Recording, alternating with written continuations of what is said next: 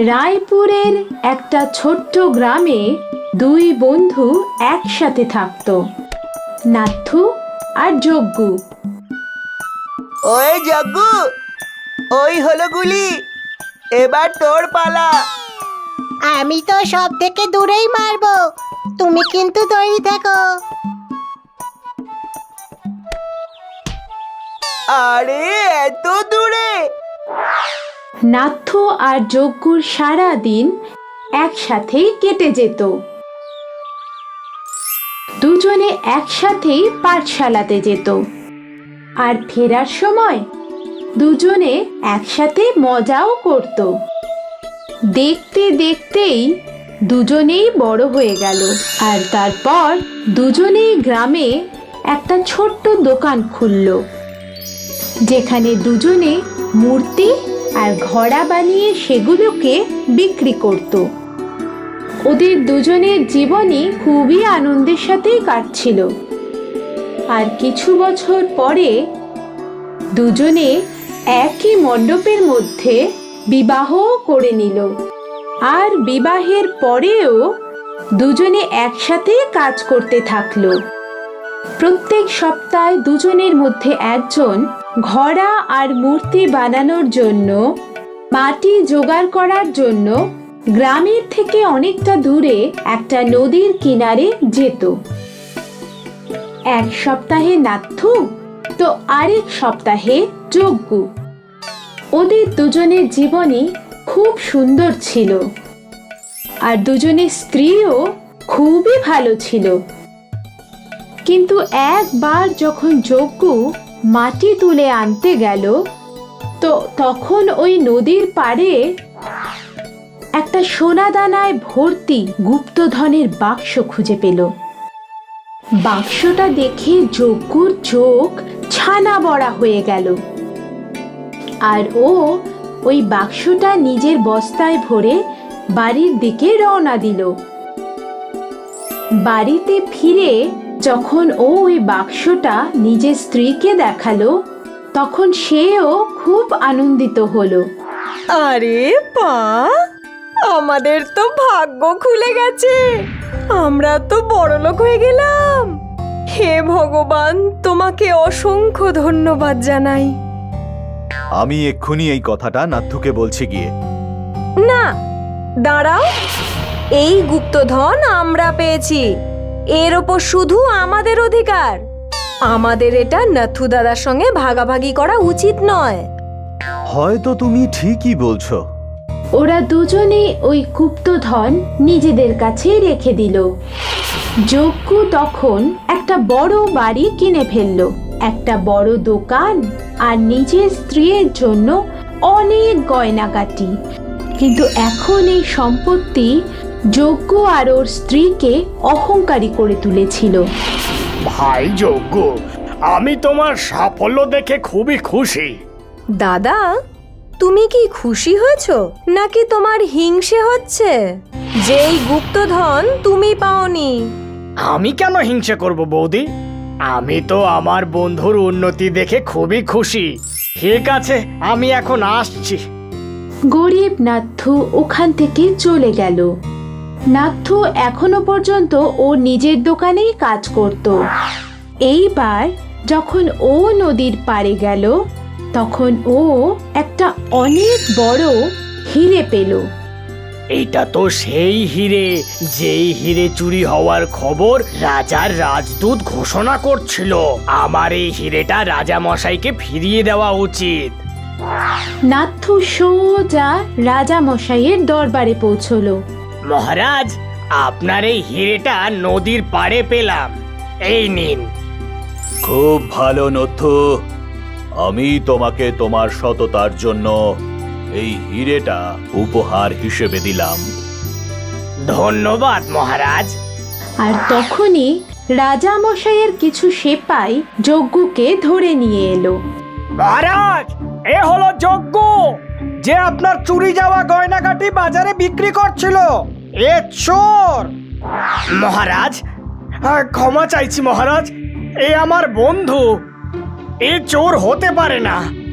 কিন্তু ওর কাছে তো আমারই কিছু চুরি যাওয়া জিনিস পাওয়া গেছে। মহারাজ, ও আপনার ওই গয়নাগাটিগুলো ওখানেই পেয়েছে যেখানে আমি পেয়েছি।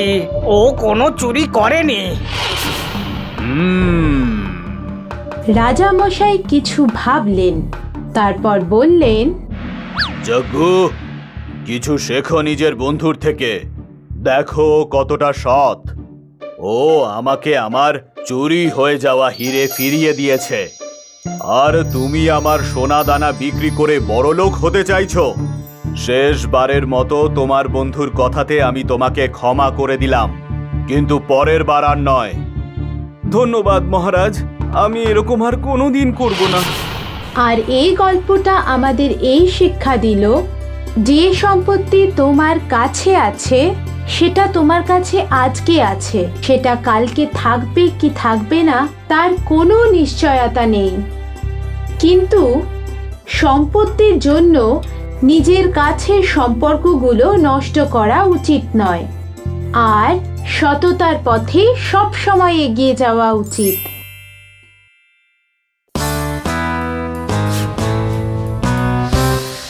রামিয়া আর বান্ডিয়া নামে দুজন জেলে ভাসাই গ্রামে থাকত।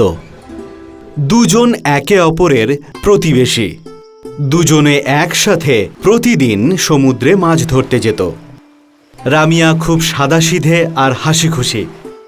ও যতগুলো মাছ ধরত তাতেই সন্তুষ্ট থাকত, আর মাছ ধরার পর ভগবানকে ধন্যবাদও জানাতো। ধন্যবাদ প্রভু, তোমার কৃপায় আজ অনেক মাছ পেয়েছি। তোমার এই কৃপা যেন আমার ওপর সব সময় থাকে। আর বান্ডিয়া খুবই হিংসুটে স্বভাবের। ও একেবারেই পছন্দ করত না যে কেউ ওর থেকে বেশি মাছ ধরে। কি প্রভু, আজও সে একই, মাত্র দুটো মাছ, আর ওদিকে রামিয়াকে আপনি 4টে মাছ পাইয়ে দিলেন। প্রভু, আপনি কবে আমাকে রামিয়ার থেকে বেশি মাছ দেবেন? দুজনের মাছ ধরা হয়ে গেলে দুজনে একসাথে আবার বাড়ি ফিরে আসতো। কিরে বান্ডিয়া, আজ এত মন মরা কেন তুই? দাদা, মাত্র দুটো মাছ পেয়েছি। তো কি হয়েছে? ভগবানের কৃপায় মাছ তো পেয়েছিস। কিন্তু তুমি তো 4টে মাছ পেয়েছো। হয়েই থাকে, সমুদ্র তো। এমন তো হতেই পারে যে কাল তুই আমার থেকেও বেশি মাছ পেলি। বান্ডিয়া রামিয়ার কথায় কোনো উত্তর দিল না, আর মন খারাপ করে হাঁটতে লাগলো। রামিয়া বাড়ি পৌঁছলে ওর স্ত্রী রমা ওর জন্যে জল নিয়ে এলো। হ্যাঁ গো, আজকে কটা মাছ পেলে তুমি? 4টে মাছ পেয়েছি। ভগবানের অশেষ কৃপা। জানো, আজ বান্ডিয়া খুব মনমরা ছিল। কেন গো, কি হয়েছে কি বান্ডিয়া দাদার? ও আজকে মাত্র দুটো মাছ পেয়েছে যে। ও মা, তাতে কি হয়েছে? রোজ রোজ কি একই পরিমাণ মাছ পাওয়া যায় নাকি? আমি ওকে এটাই বলেছি, কিন্তু কিছুতেই বুঝছে না। কোনো ব্যাপার না, আমরা ওর মন একদম ভালো করে দেব। যাই, ওর জন্য কিছু মিষ্টি বানাই। ওদিকে বান্ডিয়া নিজের বাড়িতে পৌঁছলো। কি হয়েছে? আজকেও কম মাছ এনেছো? হ্যাঁ, মাত্র দুটো। আর রামিয়া দাদা কতগুলো মাছ পেয়েছে? 4টে। জানি না তুমিই একমাত্র কেন এত কম মাছ পাও।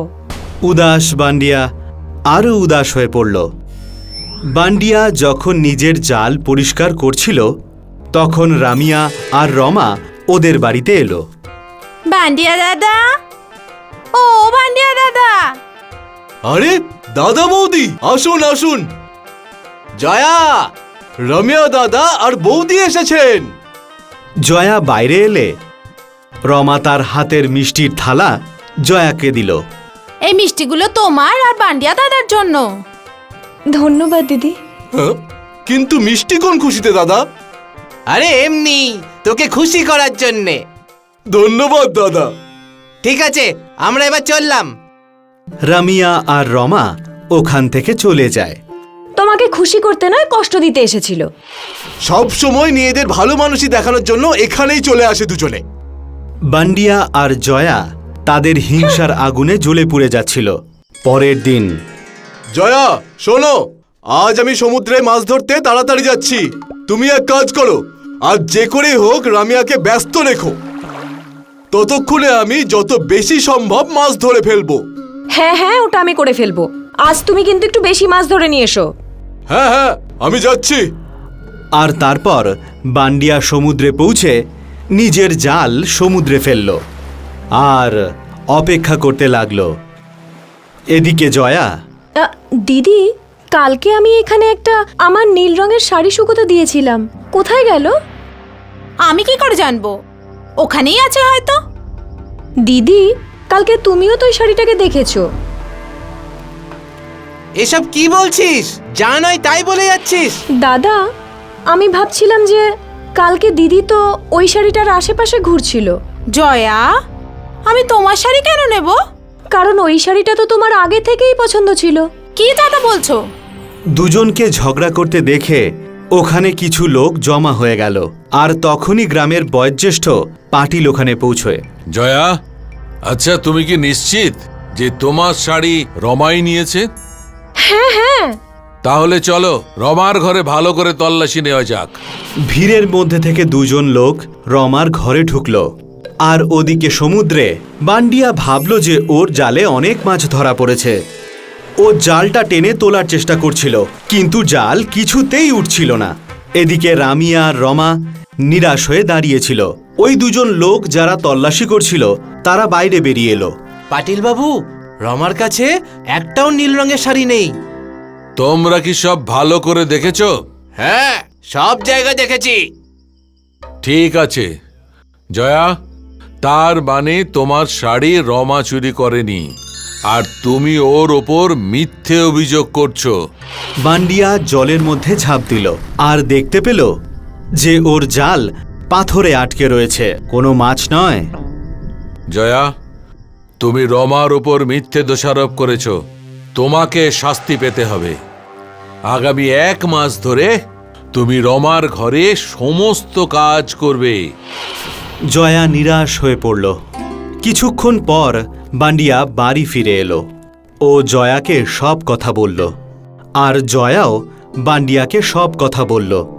আরে বাপরে, এসব কি হয়ে গেল? একটা মাছও পেলাম না, আবার তোমাকে শাস্তিও ভোগ করতে হবে। হে ভগবান! বান্ডিয়া আর জয়ার হিংসের জন্যই ওরা শাস্তি পেল। সেই জন্যই কথায় বলে, অন্যের খারাপ চাইলে সবার আগে নিজেরই খারাপ হয়। হাই, আমি শাইনি। যদি তোমরা আমাকে এভাবেই দেখতে চাও তাহলে এই ভিডিওটাকে অবশ্যই শেয়ার করো। আর হ্যাঁ, এই চ্যানেলটাকে সাবস্ক্রাইব করতে ভুলো না কিন্তু।